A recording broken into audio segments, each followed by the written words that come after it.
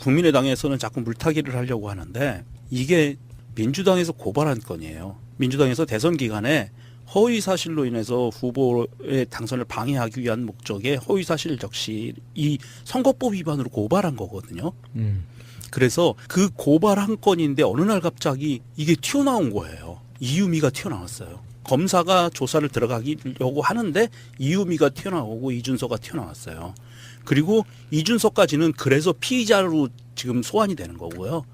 지금 그 금융선거 추진단 이 두 분 참고인으로 가는 분들은요. 원래 검사가 검찰에서 부르려고 했던 사람들이에요. 고발건으로. 그러면 검사들은 처음에 이 공명선거 추진단 이 사람들의 혐의를 받대는 거고요. 처음에. 이유미와 이준서는 원래 없었어요.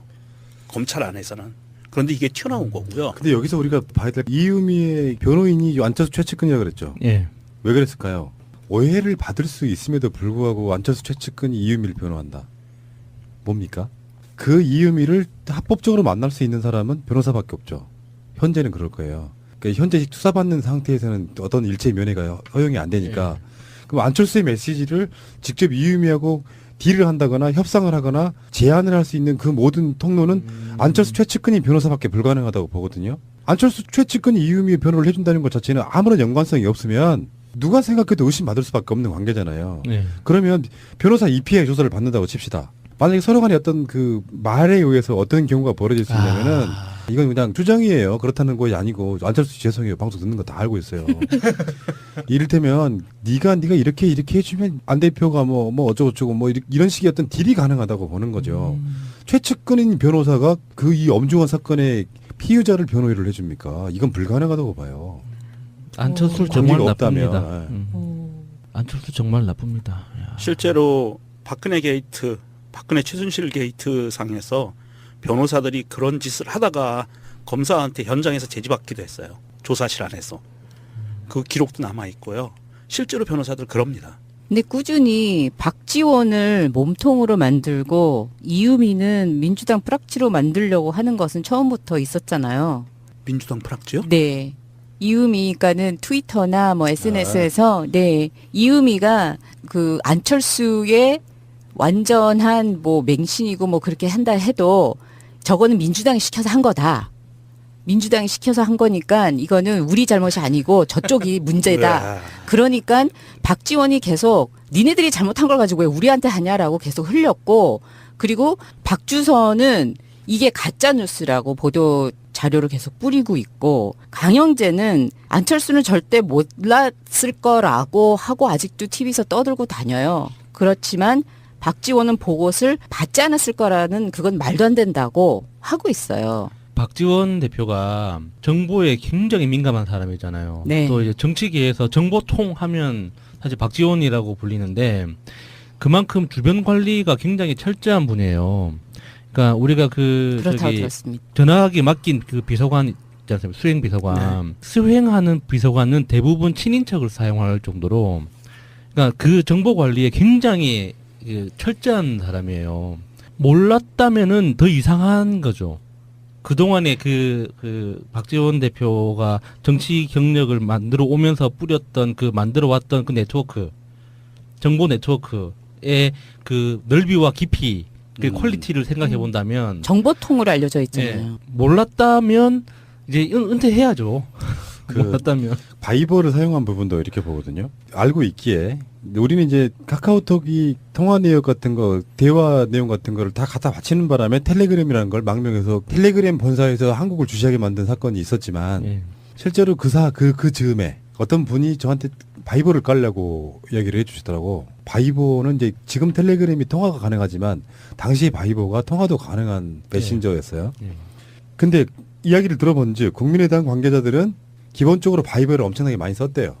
텔레그램도 아니고 바이버를 많이 썼답니다. 그래서 그 바이버로 박지원 대표에게 그런 보고가 갔는데 이상하게 자기 수행비서가 왜 수행비서가 대표를 수행 안 하고 딴 데가 있냐? 이를테면 이게 나중에 수사를 하게 되면 이렇게 나올 수도 있어. 같이 갔다가 무슨 일로 대표만 따로 움직이는 경우도 있을 수 있잖아요. 예. 그쪽에서 나머지 일을 처리하고 예. 그런 것들이 이제 공교롭게도 이렇게 상황이 맞아 떨어지니까 그거는 위치 추적 같은 거 해보면 다 나오는 거니까 그건 거짓말을 못 한다고 보고 그러니까 까봐라. 그 당시에 통화 내역을 까보면 통화 위치가 어디였는지 알게 될 것이다 이런 이야기도 자신 있게 하는데 그 자체는 그런 거잖아요. 내가 만약에 국민의당 관계자야. 평상시 때 그러이러한 보고를 어떤 사람한테 당대표나 뭐 선대위원장한테 했어요. 근데 그 엄중한 보고를 수행비서가 멀리 가 있었기 때문에 지금 시대를 뭘로 보고는 거야. 당장 저녁에 내가 위치가 여기 있었더라도 수행비서라고 하면 그 사람이 뭐 먹고 다니니 누구 만나고 다 아는 사람이잖아요. 예, 예. 그러면 그런 어떤 보고들이 들어왔을 때 당대표한테 보고를 안 한다는 것 자체가 불가능한 얘기지 않습니까? 그리고 제가 지금 서핑을 하다 생각해 보니까 그 텔레그램 테스팅 할 때 제가 바이버도 테스팅을 했어요. 근데 지금 잊어버리고 있었던 게 바이버가 문자가 오면은 우리 보통 그 문자 메시지 있잖아요. 메시지가 오면은 문자가 같이 떠요. 그래서 보지 못했다는 확률이 굉장히 낮아요. 그리고 페이스북도 요즘에 이렇게 같이 맞습니다. 연동시켜가지고 네, 네. 문자와 자기들 안에 그게 같이 뜨게끔 만들어주는 기능도 있고. 네. 그러니까 그런 것들을 해봤을 때 그들의 실드 중에는 나는 관계없어라고 계속 벗어나고는 있어요. 근데 그게 일부는 실드가 되는데 일부는 실드가 안 되는 형태로 실드가 되다 보니까 검찰 입장에서는 선의로 해석해도 꽃놀이패를 쥐고 있는 걸 수도 있거든요. 꽃놀이. 현재 문재인 정권에서 검찰로 하여금 국민의당을 털어 이렇게는 못해요. 예. 실제로 그 내부적인 힘이라는 게 있고 만약에 그런 식의 메시지가 내려오면 바로 들통날 겁니다. 문재인 정부도 이렇게 검찰을 이용하고 있다. 그러니까 검찰은 상당히 독립돼 있고 아마 서울지검 그러니까 중앙지검장만 해도 윤석열만 해도 위에서 내려가는 메시지는 없을 거예요. 예. 실제로 검찰총장도 임명된 것도 아니고 법무장관 임명된 것도 아닌 상태에서 만약에 법무장관 내정자나 이런 사람들이 잘 좀 해봐 국민의당 털어봐 이렇게 못한다고. 그런 메시지 한 건만 나오면 그냥 문재인 정권의 도덕성 타격을 입는 거기 때문에 예. 독립적으로 수사를 하는 상황에서 왜 꽃놀이패가 되냐면은 예를 들어서 국민의당을 제대로 털어주는 상황 어떤 일체 예. 의구심도 남기고 제대로 털어주는 상황인 경우 국민의당 쪽에서는 문재인 정권이 이제 야당 탄압한다 이렇게 적시 탄압이다. 이런 식으로 갖고 갈 수 있어요. 제가 보는 견해에서 이렇게 소환을 한다는 자체 이것이 분명히 이유미 입에서는 이준서라는 이름이 나왔을 거 아니에요. 지금 연관성도 있는 거고 예. 아까 명정님 말씀대로 그 피의자 상태예요. 그리고 나머지 그 두 사람도 마찬가지라고 봐요. 그 사람들이 현역이 아니기 때문에 제가 보기엔 먼저 불러가는 거예요. 예. 추진 단장은 이용주였는데 그러니까 이 사람들 불러다가 그게 동시에 털 수 있는 뭔가의 메시지가 나온 거라고 봅니다. 그 고발 사건은 지금 이유미 단독으로 조작 사건이라는 게 들통났던 상황이기 때문에 이준서만 수사해도 된단 말이에요. 근데 이 사람들 같이 불렀던 이유는 그들 사이에 엮여있는 뭔가가 있다고 보는 거죠. 그렇지 않고서 어떻게 같이 같은 날 같은 시간에 부르겠어요? 수사를 효율적으로 하려다 보니까 얽혀있는 뭔가가 있었던 거. 공명선거 추진단에 뭔가가 있었던 거라고 보는 거예요. 근데 현역 의원 부르는 건 진짜로 여러 가지 조건들이 있잖아요. 예. 이용주를 부르고 싶은데 두 사람을 대타로 일단 부른 거라고 보는 거죠. 먼저 증거 확보를 진술 확보를 해놓고 그리고 현역 금배지들은 이제 나중에 불러들이는 거죠. 그래서 빼도 박도 못하는 상황에서 불러들이는 거고요. 지금 이 국민의당 조작 사건은 서울 남부지검에서 하고 있거든요. 중앙지검이 아닙니다. 윤석열 지검장이 있는 중앙지검은 아니고 남부지검인데 지금 아마도 검찰 입장에서는 이 사건은 확실하게 수사를 하겠다라는 기조를 굳혔을 거예요. 그러니까 국민의당을 털겠다라는 개념이 아니라 확실하게 명확하게 수사를 하겠다. 왜냐하면 지금 검찰 수사권과 이런 문제가 경찰하고 나누는 문제가 걸려 있어요. 그런데 얼마 전에는 경찰이 큰 공적을 세웠잖아요, 한번. 그리고 반성하는 모습들도 자꾸 보이고 있고. 그런데 검찰은 지금 적폐의 대상이거든요. 개혁의 대상이에요. 아직까지도 개혁의 네. 대상인데 검찰 입장에서는 과거에 그 자기들이 해왔던 그 마인드를 버리지 못하고 현재 정권에 잘 보일 수도 있겠다. 이걸 확실하게 하면 이런 마인드 갖고 있을 수 있어요. 그래서 그게 잘못됐다는 건 아니고 어찌됐든 자기들의 수사권을 지키기 위해서는 검찰이 이렇게 일을 잘해라는 메시지를 보여줄 필요도 있다. 아마 그래서 굉장히 철저하게 수사를 할 것 같아요. 근데 이 사건에 저는 키가 저는 여기 있다고 봐요. 이유미가 안철수한테 구명 문자를 보냈다고 했잖아요. 뭐라고 보냈냐면은 고소 취하를 부탁드린다. 구속당한다니 너무 두렵고 죽고 싶다. 근데 안철수 쪽의 실드는 뭐였냐면은 그 내용이 무슨 내용인지를 몰라서 답을 안 해줬다 이런 거예요. 근데 같은 날 이용주가 안철수에게 보고를 했습니다. 먼저 일 수도 있고 아닐 수도 있는데 이유미는 안철수에게 개인 문자를 보낼 수 있을 정도의 상태. 이용주는 같은 날 안철수에게 사건의 어떤 상황에 대해서 보고를 했다. 이 상태라고 하면은 이유미라는 사람 개인적으로 한번 생각해봐요. 지금 마차님 이유미라고 쳐요. 내가 안철수야. 어떤 관계에서 그게 가능해요? 아, 그런 문자를 보내는 그런 문자를 보낸다는 건 안철수가 이미 어떤 상황을 알고 있다는 전제에 보내는 거잖아요. 예, 예. 앞에 서서히 빠진 상태에서 예, 예. 내가 전혀 모르는 상태고 평상시 때 연락도 없었는데 뜬금없이 구명 부탁하고 고소 취하 부탁드리려 하면 네가 누가 들어주겠냐고. 장문의 글을 쓰겠죠. 그렇지. 그러니까 보통은. 상황에 대한 설명들을 쭉 쓰고 나서 나중에 고소 취하 같은 거 좀 해갖고 좀 법적으로 마무리해 주세요 할 거 아니에요. 예, 예, 예. 안철수가 이미 그 사건을 알고 있다는 전제에 보낸 문자란 말이에요. 이유미가. 그렇지 않아요? 예, 예. 뜬금없이 무슨 고소 취하를 부탁 어떻게 해. 예, 예. 그래서 나는 그게 되게 찜찜한 거예요.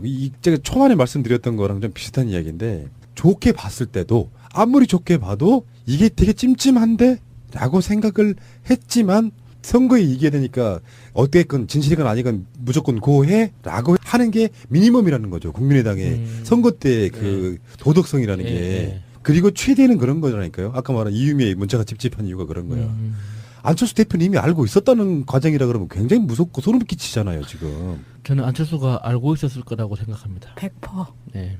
근데 안철수 입장에서는 이유미도 버리는 카드였던 것 같아요. 처음부터. 네, 처음부터. 왜냐면 네. 얘가 하는 짓을 보면은 당에서도 이쁨 받는 그런 브레인 역할을 했던 건 아니거든요. 그러니까 안철수의 최측근이라고는 하지만 이 사람이 출간한 책이 있었잖아요. 66일이라는 안철수와 함께한 희망의 기록. 이 책이 원래는 6명이 함께 기획을 하고 출간 작업을 했는데 정말 실제로 출간할 때는 이 사람 혼자 낸 책으로 둔갑해서 출판을 했다는 거예요. 그러니까 이때부터 이 당 안에서 이쪽 사람들한테서는 미운털이 박히기 시작했고 이상하다고 생각했을 거 아니에요? 근데 그러고 나서 벤처기업을 창업하면서 그 유명한 박근혜 대통령하고 단독 사진을 찍죠. 근데 이때도 사람들이 이유미가 안철수한테 이쁨을 못 받으니까 이제 박 대통령한테 갔나 보다 이런 소문이 파다했었다고 해요. 그러니까 이 사람이 다시 국민의당에 와서 뭐 캠프에서 일을 한다고 했지만 어차피 브레인으로서 일을 할 사람이 많지 않은 국민의당 입장에서는 들어와서 일을 한다고 하니까 일을 해놓고 이런저런 조작 만들어서 한다고 하니까 그래 그럼 너 한번 해봐라. 그래서 그냥 버리는 폭탄 카드 같은 게 아니었나. 이유미 씨가 원하는 거 한 가지는 달성했네요. 유명해지는 거. 안철수의 관심을 한 몸에 받았죠. 안철수의 관심과 유명해지는 거는 달성했네요. 되는 거든 안 되는 거든 막 갖다 바치면서 충성을 다하고 이런 짓거리를 왜 하는지를 모르겠어. 그 정치권에서 가까이에서 보면요. 돈이 된다 안 된다를 떠나서 사람을 조종한다는 그 상황 자체를 즐기고 쾌감을 느끼는 사람들이 분명히 있습니다. 누구랑 안다, 첫 번째. 예. 예. 유력한 정치인일수록 누구랑 아는 것 자체가 권력이 되는 상황. 예. 그게 흔히 말해서 이제 지금까지 수십 년 동안 한국 사회를 지배했던 백. 이런 거 있잖아. 왜 술자리 같은 데나 어디 시비가 걸리면 내가 누군 줄 알아 이 새끼야? 지금 검찰총장의 절친이야 뭐 이런 거 있잖아. 이런 거. 내가 무슨 하다못해 그런 백들이 어떻게까지 네. 활용되냐면은 왜 영등포 경찰서 서장이랑 내가 친구야 뭐 이런 식의 것들이 있잖아요. 목욕도 하고 술도 먹고. 그게 너무 만연했던 문화가 지금 현재 사실은 최근을 지나면서 바뀌고 있다고 보거든요. 정치는 그냥 어떤 사회에 좋은 기여를 하는 어떤 정치 집단으로서 쿨하게 도와줄 수는 있지만 그 사람들과의 어떤 연결고리를 통해 가서 인사청탁이라든지 등등 여러 가지 뭐 옛날에는 그게 가능했지. 유명한 백이 있으면 한 통화 전화 한 통하면 잡혀있던 피의자도 막 석방시키고 이런 시대가 있긴 있었다고 치지만 지금 그런 시대가 아니잖아요. 그렇죠. 그리고 정치권이라는 게 이런 거 있어요. 막 정치 지망생들 중에 꽤 많은 숫자는 솔직히 말해서 정말 쓰레기 새끼들 진짜로 많아. 내가 알고 있어. 뭐냐면 정치적 관심도 별로 없어. 예. 새누리당이든 잘 나가는 정당에 들어가서 공천 받으면 끝인 놈들이 얼마나 많은데 네, 그게 맞아요. 검사부터 시작해서 무슨 대학 교수든 뭐든 간에 근데 그들 사이 레벨이 있잖아요. 예. 지금까지 뭘 해왔느냐, 직업, 그리고 어느 학교를 나왔느냐, 또 자기가 인맥적으로 어느 정도의 레벨에 있느냐가 국회의원과 지방의원을 결정하는 어떤 문제가 예, 되기도 예, 하고, 근데 그런 거에서 그 정치 지망생들이 일탈로 이 어마어마한 사건을 조작했다라고 하는 것은 저는 지금 전혀 이해를 할 수가 없고요. 언론의 프레임을 짰다기보다는 국민의당에서 나오는 쉴드가 언론을 통해서 그대로 나오니까 마치 이유미가 정치적으로 돌출행동, 정치적 욕심이 많았던 인물로 지금 과대 공격을 받고 있을 수도 있다는 생각도 하면서 정치를 수용해야 된다는 거예요. 뉴스를. 저는 그렇게 생각을 하는 겁니다. 예. 샘 스미스님의 트윗입니다. 이유미라는 사람 한 명의 국민의당 초토화. 사기꾼 천재인가? 허연증 천재인가? 천재 안철수도 속인 이유미. 국정원 감이네. 이유미 혹시 알파고인가? 완전 깨끗한 새정치 하겠습니다라고 올려주셨습니다. 여기저기 나오는 기사를 읽다 보면은 좀 머리가 아파요. 자기네들이 셀프 조사를 하고 제보 조작은 모르는 일이라고 안철수는 강력 부인을 하고 있고 그쪽으로 뭐 잠재적으로 몰고 가는 것 같고 당 자체가 네, 안철수가 거짓말을 계속하고 있다고 사람들이 다 그렇게 생각을 하잖아요. 예. 그래서 그걸 표로 만든 게 있습니다. 안철수가 지금까지 한 거짓말 중에 첫 번째, 백신 개발에 몰두하느라 입대를 가족에게도 못 알렸다. 이 얘기는 부인 김미경이 입대 날 같이 서울역까지 배웅했다라는 사실로 들통이 났었죠. 두 번째, 전 직원들에게 무상으로 주식을 몽땅 나눠줬다. 이것의 진실은 전체 주식의 불과 1.5%가량만 나눠졌다. 이고요. 세 번째, 백신 개발 후에 7년간 무료로 배포했다. 이것의 진실은 마이크로소프트에서 2,000원에서 6,000원에 판매를 했다. 네 번째, 여종업원이 배석하는 술집 자체를 모른다. 이것의 진실은 존재 자체를 모른다니 진짠가. 이렇게 이제 사람들이 이거는 추측을 하는 이거 거고요. 모를 수가 없죠. 네. 한국 사람이 어떻게 그걸 몰라요. 가보진 않았어도 다 알지. 존재는 알지. 다섯 번째, 부모님께 손 벌리는 일은 절대 없어야 된다고 생각한다. 이것에 대한 진실은 26세 때 부모님이 아파트를 장만해 줍니다. 헐. 여섯 번째, 안 연구소에는 내 친척이 하나도 없다. 진실은 과거에 부인 김미경은 이사로, 동생 안상욱은 감사로 재직한 바 있습니다. 마지막은요. 다른 직업을 가질 때 기준은 많이 얻은가 보다 얼마나 사회에 좋은 영향을 끼칠 수 있는가이다 라고 말을 했었는데요. 이에 대한 진실은 서울대 대학원 교수 채용 시 부인과 1+1 채용 요구를 관철했다는 걸로 그러네. 나타났죠. 이유미가 안철수랑 친해지게 된 배경에는 뭐 그런 게 있다고 보도가 나왔어요. 뭐냐면은 그러니까 안철수 부인이 고향이 여수잖아요. 예. 이유미가 여수에서 출마했잖아요. 그쪽 출신인 거지. 그러니까 안철수에게 접근을 할 때 카이스트 대학원 같은 거에서 다닐 때 제가요 우리 저 김미경 여사님 같은 사는 동네에 거기 출신이어서 동네 사람들이 김미경 여사님을 너무나 잘 알고 있어 요 상태. 그러니까 그게 안철수가 무장해체 됐다고 이야기하는데 그거는 이유미를 뭔가 그런 유형으로 몰아가기 위한 조금이라도 왜곡될 수 있는 저는 예, 정보라고 예. 보는 것이고요. 이유미의 하나를 악인만들기가 국민의당의 목표일 수밖에 없어 그거는. 네. 그러니까 그쪽에서 나오는 모든 메시지를 다 거지것대로 수용하면 안 된다는 의미에서 제가 드리는 말씀인 거고 안철수는 부인과 아버지의 영향력 하에 너무나 심하게 놓여 있다는 이야기는 지금까지 들려오는 이야기잖아요. 예. 그러니까 아버지가 절대적인 사람 그런 이야기 있었지 않습니까? 옛날에 그 대선 출마 포기할 때 아버지가 하지 말라고 했다. 빼고 나왔었어요. 예, 이제 나왔었어요. 아버지가 하지 말라고 했다 이런 예. 보도도 나온 적이 있었고 서울시장이든 대선이든 간에 네가 이번에 참아야겠다. 네 알겠습니다. 아버지. 거기다가 이제 부인도 그러니까 정치계 제이넵이네. 자기 부인하고 같이 근무를 해야만 이게 마음이 놓이는 거야. 너무 이뻐 죽겠고. 우리 내비를 어디다가 아니 제이넵이는 부인 볼 때마다 새롭고 사랑스럽다 그랬잖아. 나 그 점은 되게 존경한다 진짜. 카이스트를 가도 서울대를 가도 부인을 데리고 다녀야 되는 나 같으면 일부러 떨어지고 싶고 그랬거든. 아니 그 얘기도 했잖아요. 그 부인이 음. 국민의당은 안철수와 자기가 낳은 네 번째 아이다. 자 어쨌건 사건 결과가 어떻게 나와도 국민의당이 치명적인 걸 입는 건 맞고요. 누구나 다 국민의당 핵심 지도부가 이 사건을 조작에 가담했거나 묵인했을 거라고 생각하는 상황에서 수사 결과가 진심으로 그런 일은 벌어지기 힘들지만 이유미의 단독 범행이라고 밝혀지면 그래도 국민의당이 살아날 여지가 생겨버리는 거예요. 이게 대비 효과라고 하는 거야.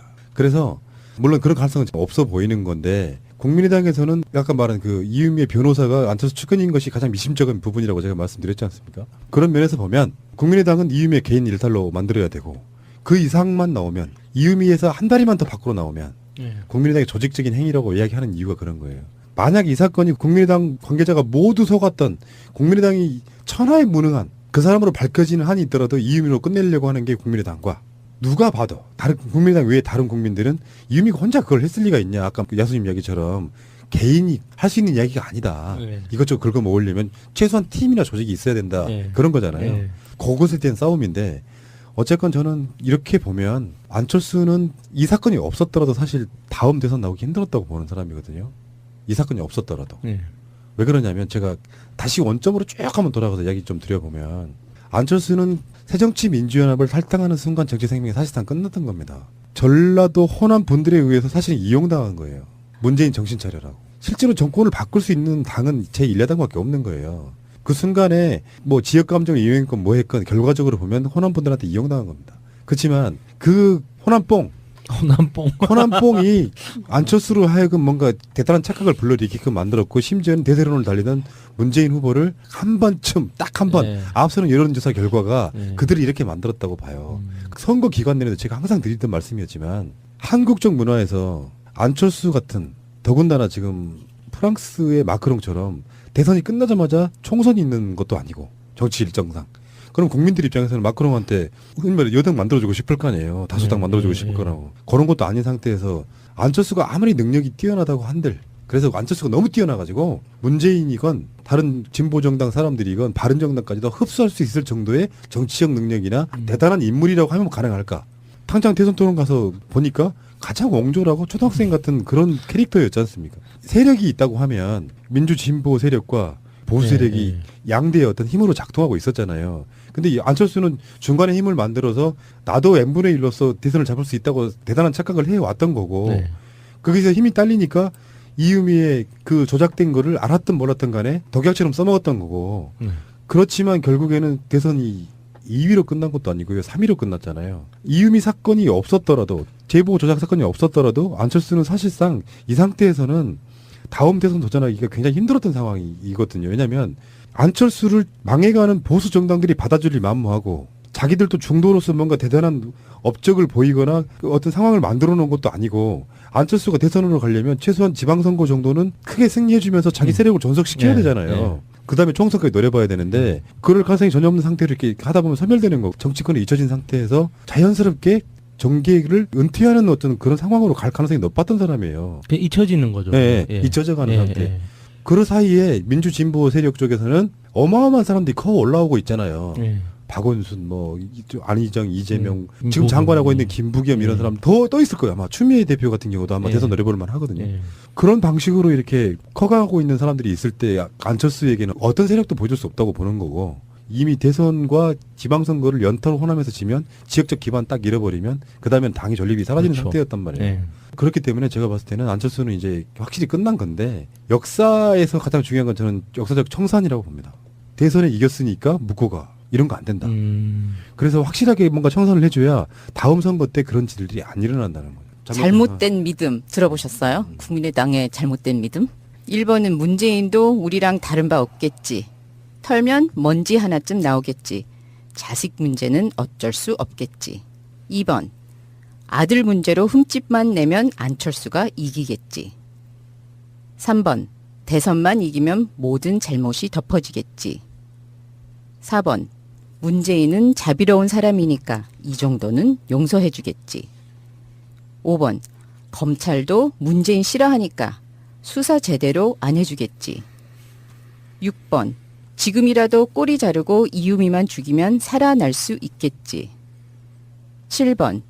국민의당 아작나면 다시 민주당으로 복당할 수 있겠지. 라는 잘못된 믿음 시리즈가 돌아다니는데요. 혹시나 국민의당 의원님들 이거 방송을 듣고 계신다면 이것은 그들이 만든 프레임이지 이건 아무도 믿는 사람 없습니다. BBK 사건이 청산이 안 됐잖아요. 그러니까 또 대선 때 이런 조작 사건이 생기는 거예요. 그렇습니다. 엄청나게 크게 단죄받는 꼴을 봐야 최소한 조작은 못하게 되는. 침소 봉대는 할 수 있거든요. 네. 선거판에 그럴 수 네, 있어. 근데 없는 거를 있는 사실로 만드는 그런 조작질은 절대 하면 안 되는 것이 공교롭게도 김경주 씨가 출소해서 SNS 활동하면서 터지기 시작해서 굉장히 묘한 대비가 생기는 것 같은 생각이 들어서 이번에는 뿌리를 뽑아야 된다라고 네. 생각을 합니다. 마치겠습니다. 끝. 있을 거예요. 그러니까 국민의당을 털겠다라는 개념이 아니라 확실하게 명확하게 수사를 하겠다. 왜냐하면 지금 검찰 수사권과 이런 문제가 경찰하고 나누는 문제가 걸려 있어요. 그런데 얼마 전에는 경찰이 큰 공적을 세웠잖아요, 한번. 그리고 반성하는 모습들도 자꾸 보이고 있고. 그런데 검찰은 지금 적폐의 대상이거든요. 개혁의 대상이에요. 아직까지도 개혁의 네. 대상인데 검찰 입장에서는 과거에 그 자기들이 해왔던 그 마인드를 버리지 못하고 현재 정권에 잘 보일 수도 있겠다. 이걸 확실하게 하면 이런 마인드 갖고 있을 수 있어요. 그래서 그게 잘못됐다는 건 아니고 어찌됐든 자기들의 수사권을 지키기 위해서는 검찰이 이렇게 일을 잘해라는 메시지를 보여줄 필요도 있다. 아마 그래서 굉장히 철저하게 수사를 할 것 같아요. 근데 이 사건에 저는 키가 저는 여기 있다고 봐요. 이유미가 안철수한테 구명 문자를 보냈다고 했잖아요. 네. 뭐라고 보냈냐면은 고소 취하를 부탁드린다. 구속당한다니 너무 두렵고 죽고 싶다. 근데 안철수 쪽의 실드는 뭐였냐면은 그 내용이 무슨 내용인지를 몰라서 답을 안 해줬다 이런 거예요.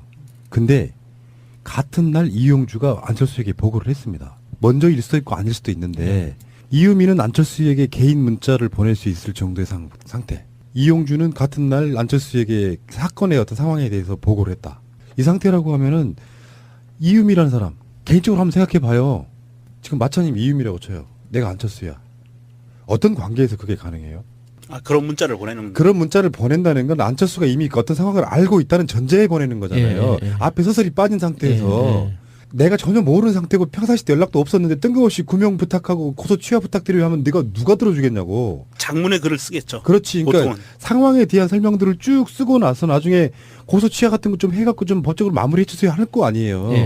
안철수가 이미 그 사건을 알고 있다는 전제에 보낸 문자란 말이에요. 이유미가. 그렇지 않아요?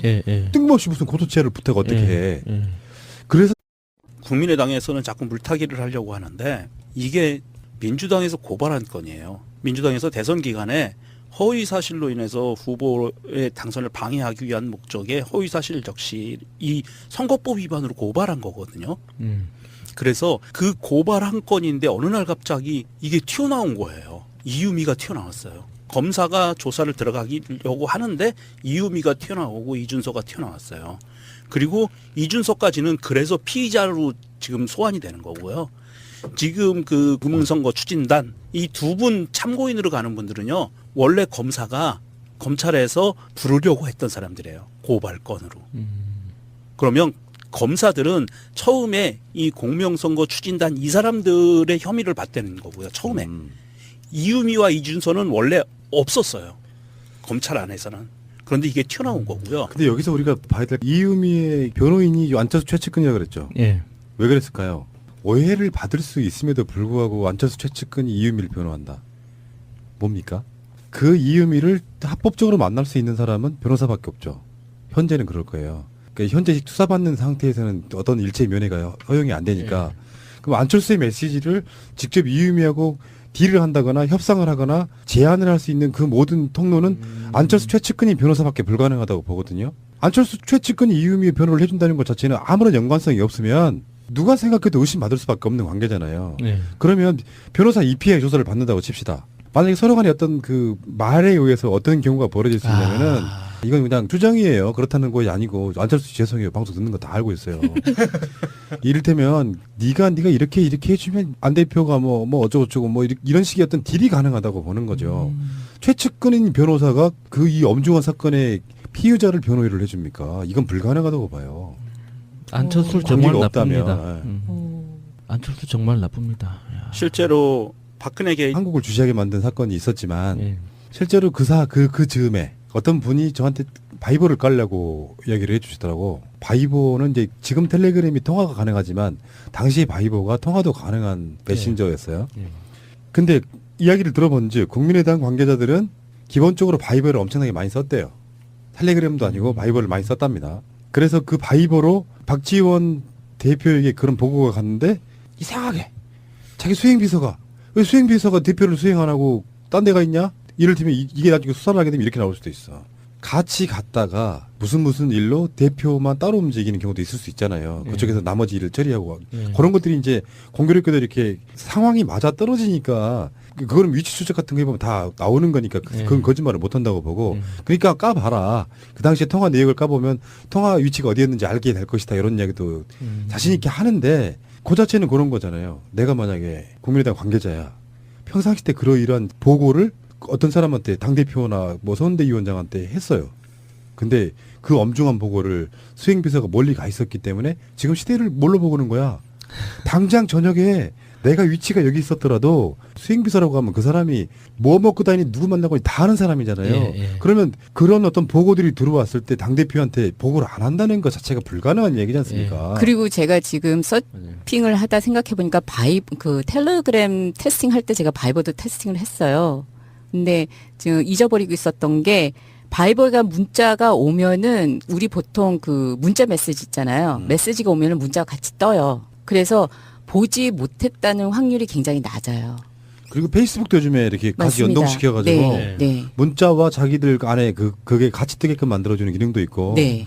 그러니까 그런 것들을 해봤을 때 그들의 실드 중에는 나는 관계없어라고 계속 벗어나고는 있어요. 근데 그게 일부는 실드가 되는데 일부는 실드가 안 되는 형태로 실드가 되다 보니까 검찰 입장에서는 선의로 해석해도 꽃놀이 게이트, 박근혜 최순실 게이트 상에서 변호사들이 그런 짓을 하다가 검사한테 현장에서 제지받기도 했어요. 조사실 안에서. 그 기록도 남아 있고요. 실제로 변호사들 그럽니다. 근데 꾸준히 박지원을 몸통으로 만들고 이유미는 민주당 프락치로 만들려고 하는 것은 처음부터 있었잖아요. 민주당 프락지요? 네.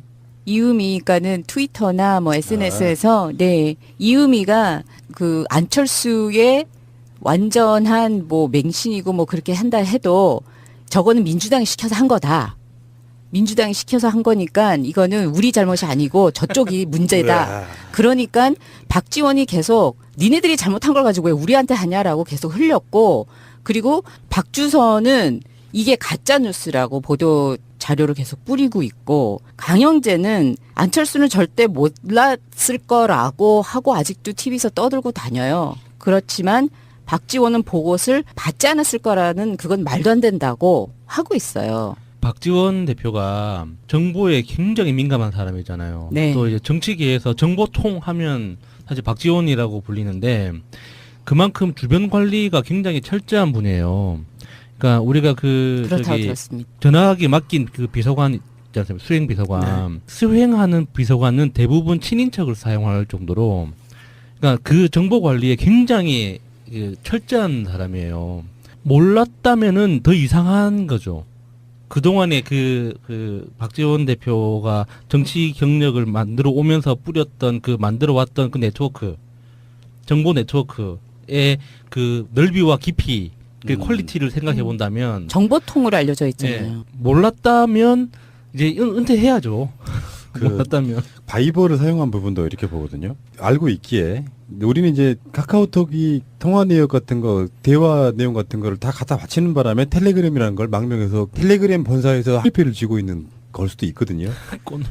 현재 문재인 정권에서 검찰로 하여금 국민의당을 털어 이렇게는 못해요. 예. 실제로 그 내부적인 힘이라는 게 있고 만약에 그런 식의 메시지가 내려오면 바로 들통날 겁니다. 문재인 정부도 이렇게 검찰을 이용하고 있다. 그러니까 검찰은 상당히 독립돼 있고 아마 서울지검, 그러니까 중앙지검장만 해도 윤석열만 해도 위에서 내려가는 메시지는 없을 거예요. 예. 실제로 검찰총장도 임명된 것도 아니고 법무장관 임명된 것도 아닌 상태에서 만약에 법무장관 내정자나 이런 사람들이 잘 좀 해봐, 국민의당 털어봐 이렇게 못한다고. 그런 메시지 한 건만 나오면 그냥 문재인 정권의 도덕성 타격을 입는 거기 때문에 예. 독립적으로 수사를 하는 상황에서 왜 꽃놀이패가 되냐면은 예를 들어서 국민의당을 제대로 털어주는 상황, 어떤 일체 예. 의구심도 남기고 제대로 털어주는 상황인 경우 국민의당 쪽에서는 문재인 정권이 이제 야당 탄압한다 이렇게 정치 탄압이다. 이런 식으로 갖고 갈 수 있어요. 제가 보는 견해에서 이렇게 소환을 한다는 자체 이것이 분명히 이유미 입에서는 이준서라는 이름이 나왔을 거 아니에요. 지금 연관성도 있는 거고 네. 아까 명정님 말씀대로 그 피의자 상태예요. 그리고 나머지 그 두 사람도 마찬가지라고 봐요. 그 사람들이 현역이 아니기 때문에 제가 보기엔 먼저 불러가는 거예요. 네. 추진 단장은 이용주였는데 그러니까 이 사람들 불러다가 그게 동시에 털 수 있는 뭔가의 메시지가 나온 거라고 봅니다. 그 고발 사건은 지금 이유미 단독으로 조작 사건이라는 게 들통났던 상황이기 때문에 이준서만 수사해도 된단 말이에요. 근데 이 사람들 같이 불렀던 이유는 그들 사이에 엮여있는 뭔가가 있다고 보는 거죠. 그렇지 않고서 어떻게 같이 같은 날 같은 시간에 부르겠어요? 수사를 효율적으로 하려다 보니까 얽혀있는 뭔가가 있었던 거, 공명선거 추진단에 뭔가가 있었던 거라고 보는 거예요. 근데 현역 의원 부르는 거 진짜로 여러 가지 조건들이 있잖아요. 예. 이용주를 부르고 싶은데 두 사람을 대타로 일단 부른 거라고 보는 거죠. 먼저 증거 확보를 진술 확보를 해놓고 그리고 현역 금배지들은 이제 나중에 불러드리는 거죠. 그래서 빼도 박도 못하는 상황에서 불러드리는 거고요. 지금 이 국민의당 조작 사건은 서울 남부지검에서 하고 있거든요. 중앙지검이 아닙니다. 윤석열 지검장이 있는 중앙지검은 아니고 남부지검인데 지금 아마도 검찰 입장에서는 이 사건은 확실하게 수사를 하겠다라는 기조를 굳혔습니다.